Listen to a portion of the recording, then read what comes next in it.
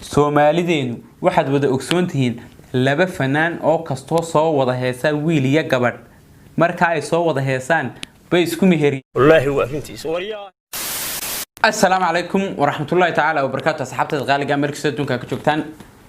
ولكن ورد أنا لكن كذا وسوا كنا لكن أريد تيجي فلنا دايك حسبتين كنالك سبسكرايب نوصار كنالك مقال كنال جريشر جريل وبدأ أصحابتينا فكر كاجيار كتادو أدياتو مهم نقولي سكستي حتى أصحابتي الغالية مر لبعض يمقال هور المقال كبلاغم وحين ذكر عصنا يا مركز كوبات إيه أنا صومرتيان هتي أي تهينة كنالك سبسكرايب نوصارتو كمبلا الكاد فرطو ما تركمتو سو كلا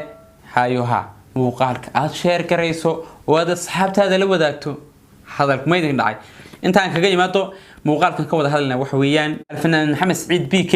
iyo alfanaanad aan iraahday Ugbaad Aragsan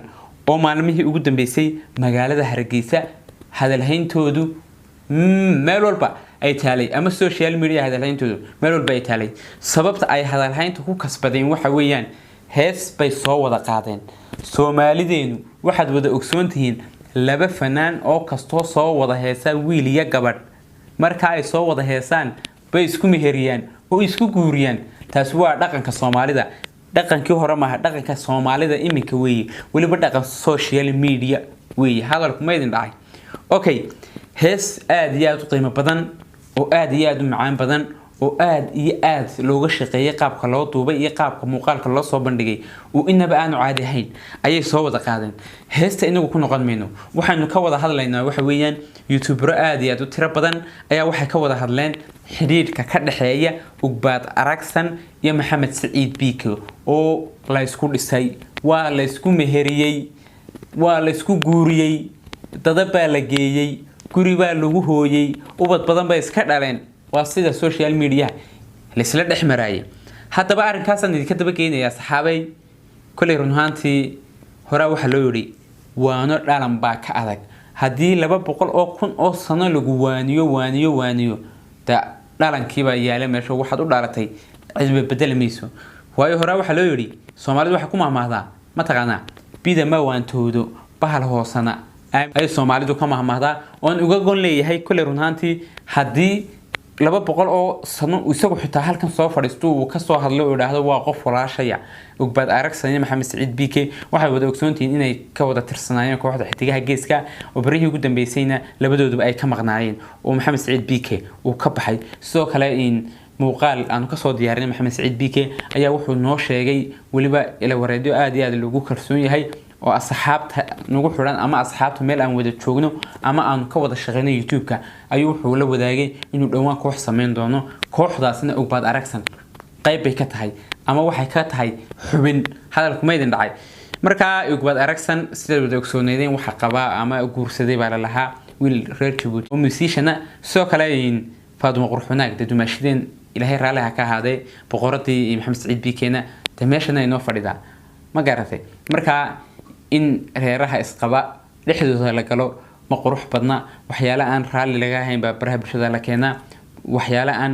sal iyo raatoona lahayn baa baraha bulshada la dhex wareejiya waxyaalo aan inaba loo dul qaadan karin baa baraha bulshada saa la isku dhex maraa ma fahantiin marka waxyaalahan aynu ka tanaasulna insha Allah haduu Ilaahay yiraahdo kullu runtii Maxamed Saciid BK wax weyn fanaan Soomaaliyeed kullu runtii waa fanaanka aad iyo aad ugu faana xaaskiisa oo hadii ay meel walba qabato meel walba hadii xitaa aroos ay uu ka heesayo garabkiisa tahay oo uu soo kaxaysayo wuxuu yiraahdaa Faaduma Qurxunaagi hadalku ma idin dhacay saxaabi marka waxaan leeyahay nin geeyo haysta inaad gabadhiisa iyo reerkiisa ku dirtaan ma aha walow aanu xitaa waxyaalahan oo kale aanay labadoodu ku kala tageen laakiin se hadana hadalhayn ba imanaysa ma fahantiin marka inaynu ka tanaasulno waxyaalaha xumaanta aynu isku dayno insha Allah haduu Ilaahay yiraahdo asxaabtada qaaligay soo kala muuqaalkan ujeedada ugu weyn u soo duubay waxa weeyaan dhamaan asxaabta aniga aan wada shaqeynay ee ugu xidhan deeno kale waan wada shaqeynaa asxaabta ugu xidhan iyo anigu waan wada shaqeynaa oo aad iyo aad bas ku tirsan soo meedaan garan wali diirkeed bayna hayaa hadalku weyn dhacan filaya soo ma wa kala maaragnade gudin iyo waxaynu daabkeedii ma fahantiin marka waxaan uga gon leeyahay in idinka laftiinu iyo aniga idin la hadlaya way isku tiirsanahay oo ma kala maaranee والله هو أرنتيس وريا aynu wada shaqeyno commentiyada hoose fikradeyna nugula wadaaga oo isku daya inaad nasaxdaan xitaa haddii aanu khaldanno isku daya inaad idinku nasaxdaan oo aad xagga hoose nugula wadaagtaan oo tiraahdan wardi aadina waxa iyo waxaas ayaa ka khaldan waxa iyo waxaas ayaad ku saxan tahay ku soco hore u soco waxaan ka daa soo meedaan garan ma fahamtay markaan uu bilaadan mar iyo laba iyo saddex waan khaldamanaay ilaahay baa daba khaldamay tan oo dulqaad xitaa haddii aanu khaldano ma fahamtiin aad iyo aad baan maasantiin muuqaalka inta soo soo meeriya waxaan ka codsanayaa asxaabta qaaliga ay markii koobaad aan soo martiin haddii tahay inaad subscribe noo saarto kanaalka muuqaalka noo like gareyso share gareyso la wadaagta asxaabtaada soo kale marka aad muuqaalka ama kanaalka subscribe saarto inaad gambaleelka daarato ama aad rukumato si aad u noqoto daawadaha ugu horeeya barnaamijyada aan soo galno halkan areertiyo وأنا مقالك كحين كلنا وحنا تكيت جيا السلام عليكم ورحمة الله تعالى وبركاته.